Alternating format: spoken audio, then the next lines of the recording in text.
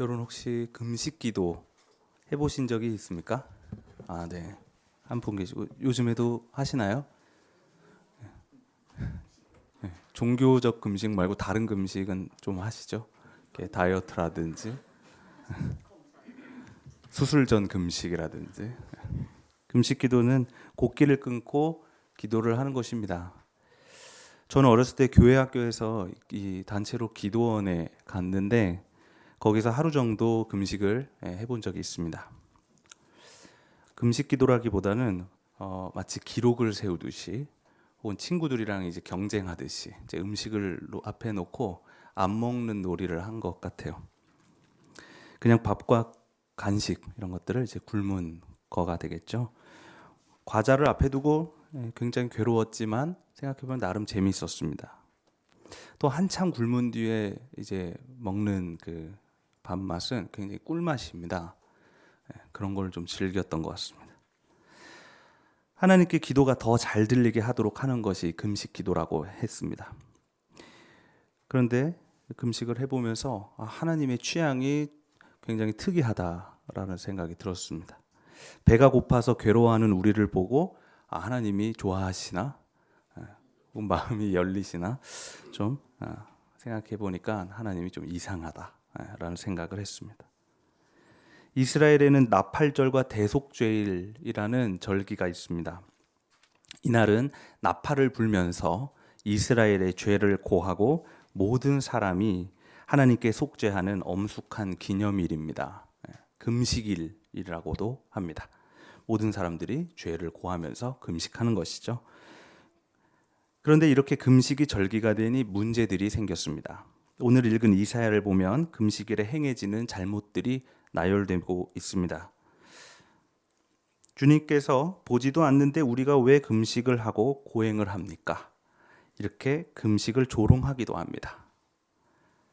또 이날은 죄를 자복하기 위한 공휴일이지만 죄를 자복하기는커녕 밥 대신 다른 향락을 즐기고 안식일을 지키기는커녕 돈벌이에 열을 올리기도 합니다. 어떤 이들은 자기는 쉬면서 금식일을 지키고 대신 일꾼들에게는 무리하게 더 다른 일을 시킵니다. 다투고 싸우면서 서로 주먹질을 하기도 합니다. 밥을 굶기는 했지만, 그러니까 금식을 하기는 했지만 금식일이 엉망이죠. 이사야가 이들에게 하나님의 말씀을 전합니다. 내가 기뻐하는 금식은 부당한 결박을 풀어주는 것, 멍에의 줄을 끌어주는 것, 압제받는 사람을 놓아주는 것, 모든 멍에를 꺾어버리는 것, 굶주린 사람에게 너의 먹거리를 나누어 주는 것, 떠도는 사람을 집에 맞아들이는 것, 헐벗은 사람에게 옷을 입혀주는 것이 아니냐. 금식은 나를 스스로 결박하는 것이라고 생각했는데 부당한 결박 아래 놓인 사람을 풀어주는 것이라고 합니다. 금식은 나에게 멍에를 채우는 것이라고 생각했는데 모든 멍에를 꺾어버리는 것이라고 합니다. 금식은 나의 곡기를 끊는 것이라고 생각했는데 굶주린 사람에게 나의 먹거리를 나누어 주는 것이라고 합니다. 금식은 스스로 고행에 들어서는 거라고 생각했는데 불쌍한 사람과 헐벗은 사람을 도와주는 것이라고 합니다. 금식, 이 금식이라는 고행은 나를 위한 것이 아니라 사실 너를 위한 것이었습니다. 나의 것을 덜어내는 일은 너를 채우기 위함이었습니다. 나의 평화를 포기하는 일은 진정 평화를 잃어버린 너에게 그 평화를 주기 위함이었습니다. 나의 자유를 포기하는 일은 진정 그 자유를 빼앗긴 사람들에게 해방을 선포하는 것이었습니다. 이 불교에는 보시라는 것이 있습니다. 보시는 다른 이에게 아무런 조건 없이 베풀어 주는 것을 의미합니다. 이 보살의 실천 덕목 중 가장 중요한 제1의 실천 덕목이기도 합니다. 불자들은 보시의 의미를 담아서 부처님에게 금을 바치기도 합니다. 그래서 불상에 이 금박을 입히는 문화가 있습니다. 그런데 그 보시의 의미가 퇴색되기도 했습니다. 사람들은 그 불상에 금박을 붙이면서 뭘 하겠어요? 소원을 빕니다. 주로 입시, 취직, 건강, 행복, 돈 이런 것들을 기원하게 되겠죠. 마치 부처님과 거래하는 거라고 생각하는 사람들도 생겨났습니다. 내가 부처님께 금을 줄 테니 대신 행복을 주시오, 이런 것이죠. 이렇게 사람들은 부처님이 금을 좋아한다고 착각하기도 했습니다. 마치 제가 어렸을 때 하나님이 우리의 고행을 좋아한다고 착각했던 것처럼 말입니다. 하지만 중요한 것은 금이 아니라 아무 조건 없이 금을 포기하는 일입니다.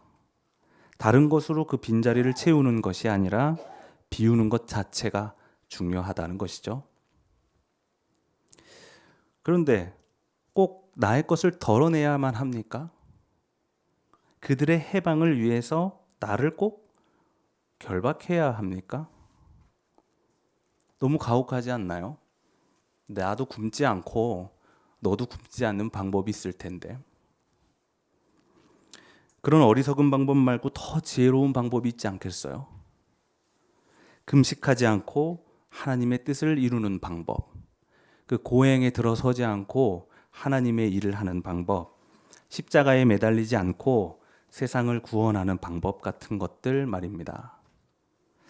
그러나 그런 방법은 아마 없을 겁니다. 내가 가진 이것들, 돈, 음식, 자유, 생명을 내놓지 않는다면 그들은 이것들을 절대 가질 수 없을 것입니다. 비장애인들이 이동의 자유를 내어주지 않는 한 장애인들의 이동권은 없습니다. 장애인 이동권 투쟁이요? 괜히 죄 없는 비장애인들, 죄 없는 서울 시민들 건들지 말고 하라고 합니다. 그러나 한번 직접 해보면 알게 될 것입니다. 다른 방법은 없습니다. 십자가 외에 다른 방법을 찾는 이들은 스스로 지혜롭다고 생각할지 모르겠지만 결국 그것은 나만을 위한 구원이 되고 말 것입니다. 그런 지혜는 사실 지혜가 아니라 이기심이라고 합니다. 만일 우리가 잠시 멈춘 그 지하철을 기다리는 고행, 그 일에 기꺼이 동참한다면 그 지하철은 더 빠른 시간 안에 금세 다시 달릴 것입니다. 휠체어를 이용하는 장애인들까지 모두 다 태워서 말입니다. 모든 멍에를 끊어내는 일이 하나님께서 좋아하시는 금식이라고 했습니다. 나의 멍에만을 푸는 일이 아니라 나의 멍에만을 푸는 일이 이 세상의 지혜, 이기심이라면 반대로 그 금식에 참여함을 통하여 모든 이들의 멍에를 푸는 일이야말로 하나님의 지혜라고 할 수 있겠습니다. 바울은 오늘 고린도 교회 교우들에게 이렇게 말합니다. 나의 설교는 지혜에서 나온 그럴듯한 말로 한 것이 아니라 성령의 능력이 나타낸 증거로 한 것입니다. 그것은 여러분의 믿음이 이 사람의 지혜에 바탕을 두지 않고 하나님의 능력에 바탕을 두게 하려는 것이었습니다.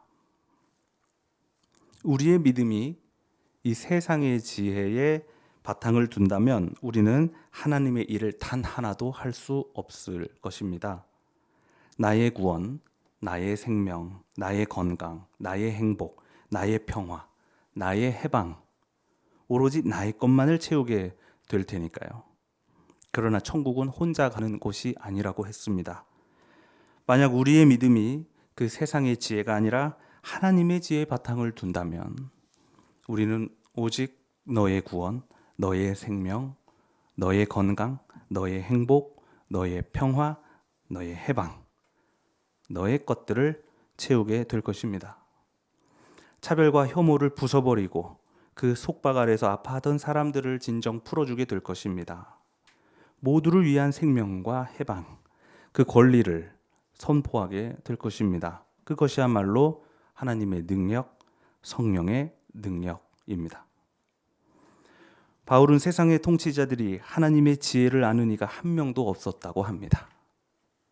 만약 그들이 한 명이라도 있었더라면, 그 지혜를 알았더라면 예수를 십자가에 못 박지 않았을 테니까요. 지금도 마찬가지입니다. 세상의 통치자들에게는 하나님의 지혜가 없습니다. 우리 고난에 동참하시는 하나님, 그 금식하시는 하나님의 십자가가 세상을 구원할 것이라는 이 역설적인 믿음 말입니다. 그래서 이 세상은 하나님의 지혜와 그 믿음 대신 이기심과 두려움이 토대가 되었습니다. 그 어둠 가득한 세상 가운데 예수께서 오늘 우리에게 말씀하십니다. 너희는 세상의 소금이다. 소금이 짠맛을 잃으면 아무 곳에도 쓸모가 없다. 너희는 세상의 빛이다. 너희 빛을 세상에 비추어라. 예수께서는 오늘 우리 새민족교회가 세상의 빛과 소금이라고 했습니다. 소금은 음식을 짜게 해서 간을 맞춥니다. 빛은 상대를 비춰서 더 밝게 해주고 진정 그 모습을 보여줍니다. 그러므로 새민족교회가 빛과 소금이 되라는 말, 이 말은 우리 새민족교회가 실은 세상을 위한 교회라는 말입니다. 우리 교회가 우리 교회만을 위한 교회가 아니라 세상을 위한, 오로지 세상을 위한 교회라는 말이에요. 억울해도 소용이 없습니다. 짠맛을 잃으면 버려질 뿐이니까요. 아직도 압제를 당하는 그 사람들은 누가 구원합니까? 세상의 통치자들이요? 저는 그렇게 생각하지 않습니다. 왜냐하면 그들은 하나님의 지혜와 믿음이 없기 때문이에요. 하나님의 지혜와 믿음이 없어서 그들은 아무리 권력을 갖고 있지만 도저히 사람들을 구원할 수가 없습니다. 그 일은 누가 해야 합니까? 누가 하시겠어요? 우리가 해야 합니다. 사랑하는 교우 여러분, 오늘은 이태원 참사 100일입니다. 어제 저는 녹사평에서 출발해서 시청까지 영정을 모시고 그 긴 시간을 걸었습니다. 나름 고됐습니다. 허리가 아프고 다리도 아프고 영정을 들고 있으니까 어깨도 아프고, 그러나 그 고행에 비하면 이 앞에서 앞장서서 걸어가던 유가족들의 고통에는 비할 바가 아니죠. 그 고행에 참여하면서 생각했습니다. 이 고행이 없으면 결국에 그 압제를 푸는 일, 진실을 밝히는 일은 행해지지 않을 겁니다.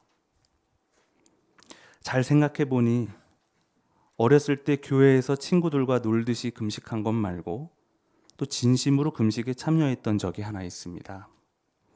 제가 다니던 교회에서는 갑자기 쓰러져서 생사를 오가게 된 교우가 한 명 있었습니다. 그는 병원에 있었고 다른 교우들은 주일 오전부터 교회에 모여서 기도를 하고 있었습니다. 그날 주일 점심은 나오지 않았습니다. 모두 금식하고 기도하자는 의미였습니다. 그리고 또 교인들은 저녁까지 금식한 채 기도를 했습니다. 너의 생명을 위해서 나의 곡기를 끊어야 할 때가 있을 것입니다. 너의 평화를 위해서 나의 평화를 잠시 포기하고 그 투쟁에 몸을 던져야 할 때가 있습니다. 너의 해방을 위해서 나의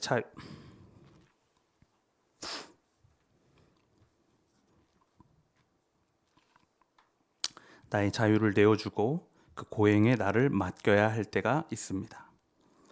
너의 권리를 위해서 나의 모든 권리를 내던지고 쓰러져야 할 때가 있습니다.